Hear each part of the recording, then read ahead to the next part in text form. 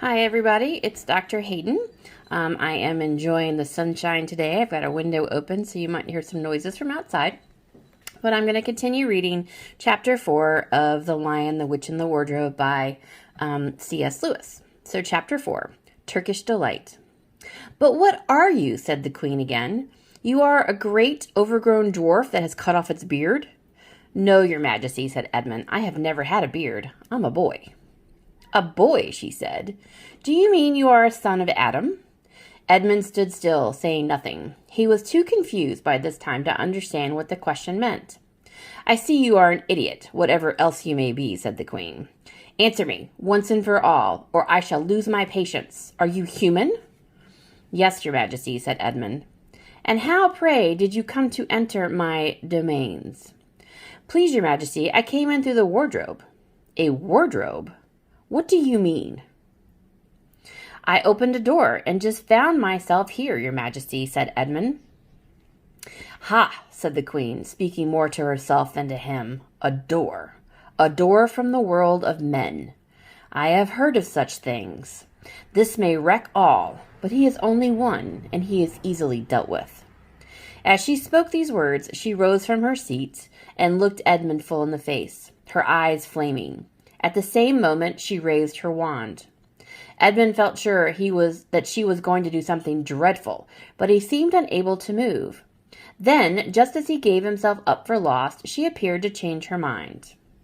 "My poor child," she said in quite a different voice, "how cold you look.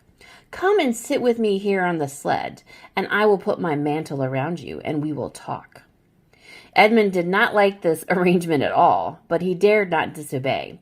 He stepped up onto the sled and sat at her feet. She put a fold of her fur mantle around him and tucked it in well. "Perhaps something hot to drink," said the queen. "Should you like that?" "Yes, please, your majesty," said Edmund, whose teeth were chattering. The queen took from somewhere among her wrappings a small bottle, which looked as if it were made of copper. Then, holding out her arm, she let one drop fall from it onto the snow beside the sled. Edmund saw the drop for a second in midair, shining like a diamond. But the moment it touched the snow, there was a hissing sound, and there stood a jewel cup full of something that steamed. The dwarf immediately took this and handed it to Edmund with a bow and a smile. Not very nice smile. Edmund felt much better as he began to sip the hot drink. It was something he had never tasted before, very sweet and foamy and creamy, and it warmed him right down to his toes. "It is dull, son of Adam, to drink without eating," said the queen presently. "What would you like best to eat?" "Turkish Delight, please, your majesty," said Edmund. The queen let another drop fall from the bottle onto the snow, and instantly there appeared a round box tied with a green silk bow, which, when opened, turned out to contain several pounds of the best Turkish Delight. Each piece was sweet and light at the very center, and Edmund had never tasted anything so delicious. He was quite warm now and very comfortable. While he was eating, the queen kept asking him questions. At first, Edmund tried to remember that it is rude to speak with one's mouth full, but soon he forgot about this and thought only of trying to shovel down as much Turkish Delight as he could. And the more he ate, the more he wanted to eat. And he never asked himself why the queen should be so inquisitive. She got him to tell her that he had one brother and two sisters, that one of his sisters had already been in Narnia, and he had met a fawn there, and that no one except himself and his brother and his sisters knew anything about Narnia. She seemed especially interested in the fact that there were 4 of them, and kept on coming back to it. "You are sure there are just 4 of you?" she asked. "2 sons of Adam and 2 daughters of Eve, neither more nor less?" And Edmund, with his mouth full of Turkish Delight, kept on saying, "Yeah, I told you that before," and forgetting to call her your majesty, but she didn't seem to mind now. At last the Turkish Delight was all finished, and Edmund was looking very hard at the empty box, and wishing that she would ask him whether he would like some more.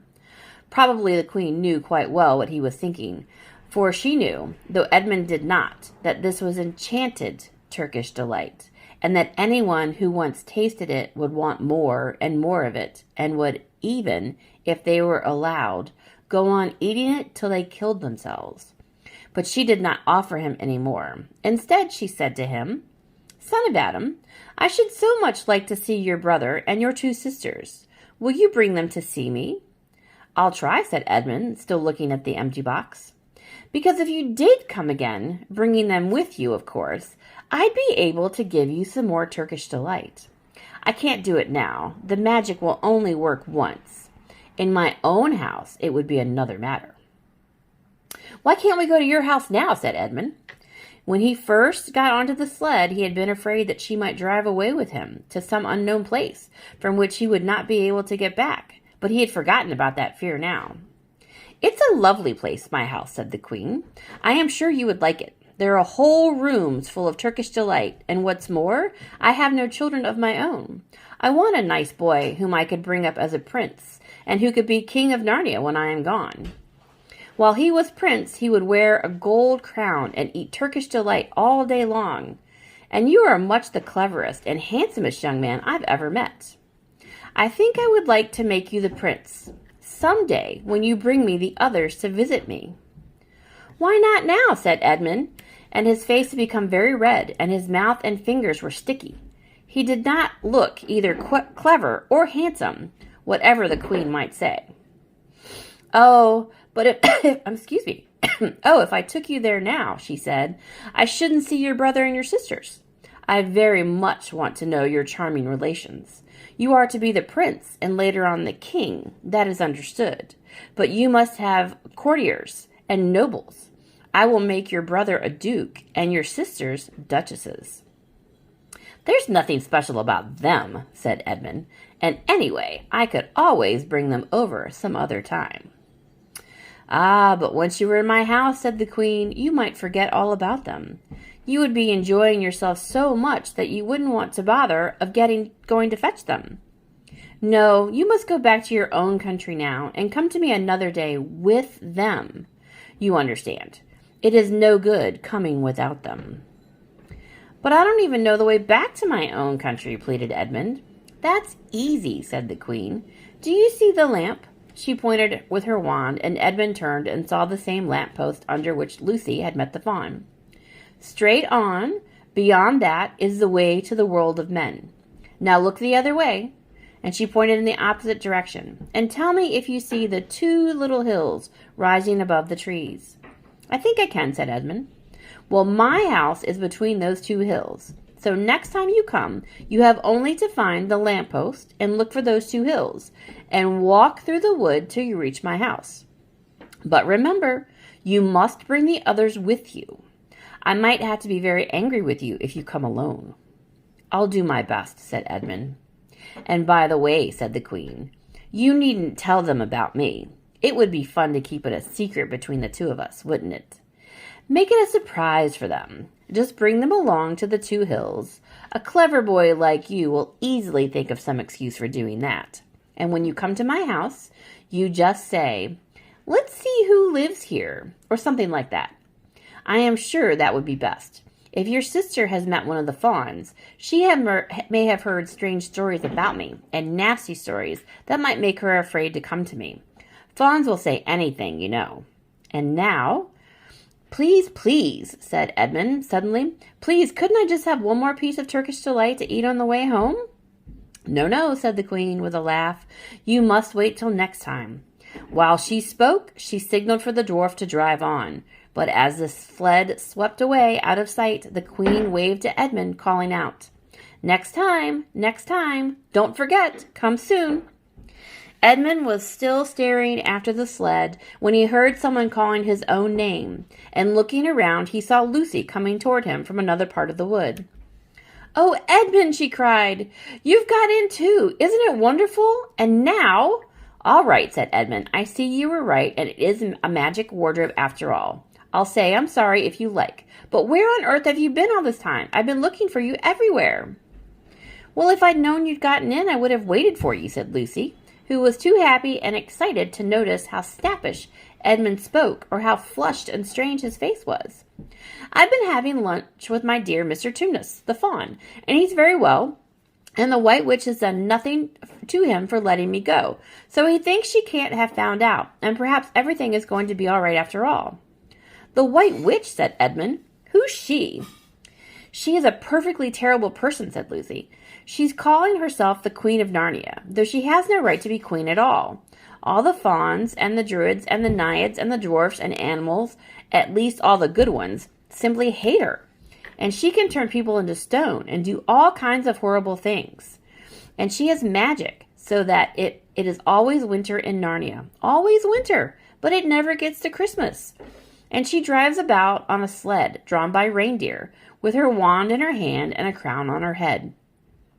Edmund was already feeling uncomfortable from having eaten too many sweets, and when he heard the lady he had made friends with was a dangerous witch, he felt even more uncomfortable. But he still wanted the taste of Turkish Delight again, more than he wanted anything else. "Who told you all this stuff about the White Witch?" he asked. "Mr. Tumnus the faun," said Lucy.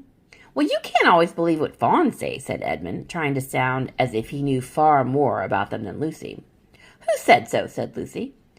"Everyone knows it," said Edmund. "Ask anybody you like. But it is pretty poor sport standing here in the snow. Let's go home." "Yes, let's," said Lucy. "Oh, Edmund, I am glad you got in too. The others will have to believe in Narnia now that both of us have been there. What fun it'll be." But Edmund secretly thought that it would not be as good fun for him as for her. He would have to admit to Lucy that had been right, before all the others, and he felt sure the others would all be on the side of the fawns and the animals. But he was already more than half on the side of the witch. He did not know what he would say or how he would keep his secret once they were all talking about Narnia. By this time they had walked a good way. Then suddenly they felt coats around them instead of branches, and the next moment they were both standing outside the wardrobe in the empty room. "I say," said Lucy, "you do look awful, Edmund. Do you feel well?" "I am all right," said Edmund, but this was not true. He was feeling very sick. "Come on then," said Lucy. "Let's find the others. What a lot we shall have to tell them, and what wonderful adventures we shall have now that we're all in it together." The end of chapter 4.